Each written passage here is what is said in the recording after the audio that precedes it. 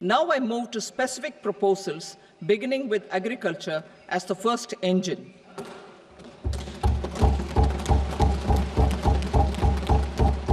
Prime Minister Dhan Dhanya Krishi Yojana, developing agri-districts program. नमस्कार, स्वागत है आपका मनी 9 पर। मैं हूं आपके साथ अंकित राज सिंह और आज की डिस्कशन बजट को लेकर के होने वाली है। और बजट में खास करके किसानों को लेकर के क्या कुछ अनाउंसमेंट्स हुई हैं, क्या कुछ किसानों को मिला है वित्त मंत्री की तरफ से, ये सब जानने की कोशिश करेंगे। और मेरे साथ मेरे सहयोगी सत्यम सिंह जुड़ चुके हैं। सत्यम, बहुत बहुत स्वागत है आपका।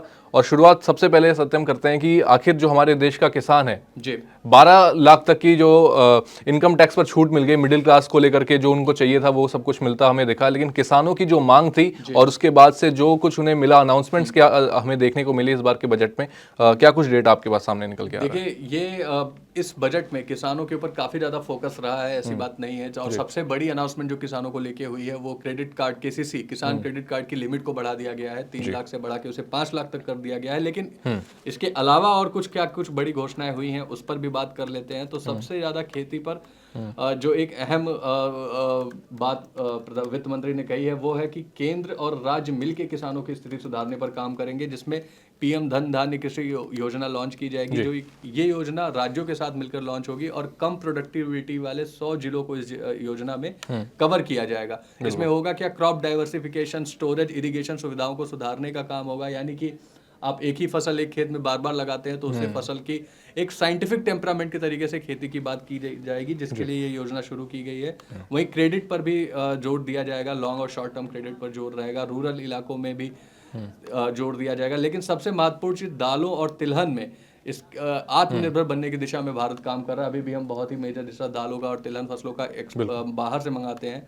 तो दालों में आत्मनिर्भरता को बढ़ाने के लिए और स्पेशली तूर, उड़द, मसूर की दालों को में आत्मनिर्भरता बढ़ाने के लिए सरकार का फोकस रहने की बात कही जा रही है। सब्जियों और फलों के लिए व्यापक प्रोग्राम की भी घोषणा की गई है। बिहार में मखाना बोर्ड बनाने की बात भी इसमें कही गई है। और कपास किसानों के लिए, जो कॉटन इंडस्ट्री है, उसके लिए भी काफी कुछ घोषणाएं इस बजट में की गई है। कपास किसान के लिए 5 साल का मिशन शुरू किया गया है, जिसके लिए सीधे इन्हें क्वालिटी कॉटन मिल सकेगा, टेक्सटाइल इंडस्ट्री को फायदा होगा। ऐसी कुछ बड़ी घोषणाएं इस बजट में देखने को मिली हैं। किसान क्रेडिट कार्ड की जैसे मैंने बात की, 3 लाख से बढ़ा के 5 लाख कर दिया गया है। इससे तकरीबन 7 करोड़ किसानों को बेनिफिट होता हुआ मिलेगा। तो हाँ, काफी कुछ बड़ी घोषणाएं किसानों के लिए की गई हैं इसमें एग्री सेक्टर। बिल्कुल। तो जैसा कि आपने सुना कि किसानों के लिए भी इस बार जो बजट था उसको कहीं ना कहीं किसानों को देखते हुए यहाँ पर बनाया गया और उनके लिए भी कई बड़ी अनाउंसमेंट्स यहाँ पर हमें देखने को मिली।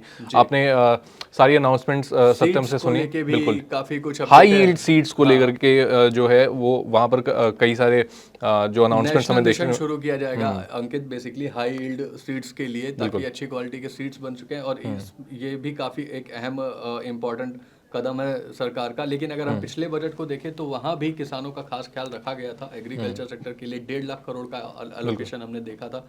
प्रोडक्टिविटी और स्थिरता पर फोकस किया गया था। इसके साथ ही 109 फसलों की वैरायटी लाने की बात कही गई थी और 2 साल में 1 करोड़ किसानों को नेचुरल फार्मिंग से जोड़ने की भी बात कही गई थी। तो इस बार का बजट भी किसानों के लिए काफी कुछ खास है। और सबसे बड़ी अपडेट अगर हम कहें तो किसान क्रेडिट कार्ड की, क्योंकि वो एक ऐसा लोन है जो किसानों को आसानी से और बेहतर तरीके से मिलता है। उसकी लिमिट को बढ़ाया जाना किसानों के हित में काफी ज्यादा रहेगा। बिल्कुल।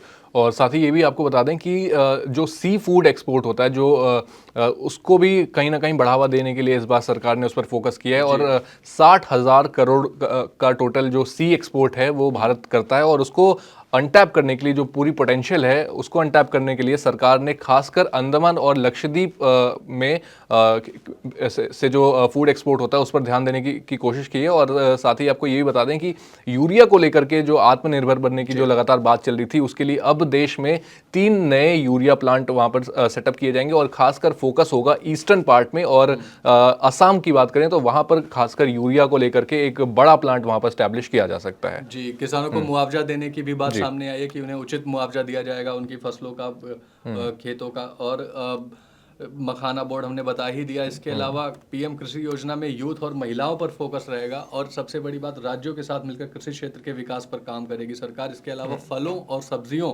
के लिए व्यापक प्रोग्राम शुरू करने की बात कही जा रही है। कई कॉम्प्रिहेंसिव प्रोग्राम शुरू किए जाएंगे जिनकी आने वाले समय में घोषणा हो सकती है, प्रोडक्शन को बढ़ाने के लिए और सप्लाई चेन को बेहतर बनाने की दिशा में इस बजट में काफ़ी कुछ ऐलान किए गए हैं। बिल्कुल, तो ये थे कुछ बड़े ऐलान जो कि एग्री सेक्टर को, भारत के एग्री सेक्टर को जो आने वाले समय में प्रभावित करेंगे। आपके जो हमारे जो किसान भाई हैं उनकी जेब में पैसा आता दिखेगा। लेकिन अब आप इस अनाउंसमेंट से खुश हैं या नहीं, ये आपको आपकी जिम्मेदारी है। आप इसे बेहतर तरीके से इवैल्यूएट कर सकते हैं। तो आप हमारे साथ कमेंट बॉक्स में शेयर करें कि आप अपने हमारी जो वित्त मंत्री हैं उनके अनाउंसमेंट से आप कितने खुश हैं। हमें हमारे साथ कमेंट बॉक्स में बताएं। हम आपसे मिलते हैं अगली वीडियो में एक और डिस्कशन के साथ, एक और नए सेक्टर को कवर करते हुए। तब तक के लिए आप देखते रहें बजट मनी 9, और जहाँ पर हम आपके साथ बजट की सारी अपडेट लगातार हम आपके साथ शेयर करते रहेंगे। Thank you so much.